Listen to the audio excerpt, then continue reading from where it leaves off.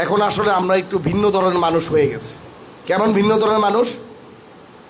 আমার কাছে অনেকে আসে যে ভাই মসজিদের কাজ ধরছি, ইউনো সবকে বলে দেন অথবা আপনার তরফ থেকে কিছু সাহায্য করেন।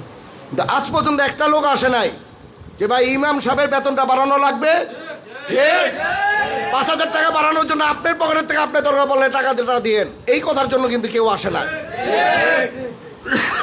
আপনাদের।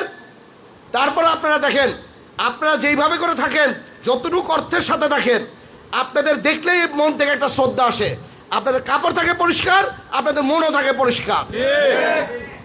তবে আমি আশা করব গোলান্দালি ইউনিয়নের প্রতিটি মসজিদের সভাপতিদের, ইভেন ওই মসজিদের যারা কমিটি আছে তাদেরকে বলবো, একটি সমাজের সবচাইতে গণ্যমান্য ব্যক্তি সমাজে চলার জন্য তার বেতন যতটুকু হওয়ার দরকার আপনারা সেই বেতন দিবেন, নাহলে আমার চেয়ে চাইবেন আমি আপনাদেরকে দিয়ে দিব।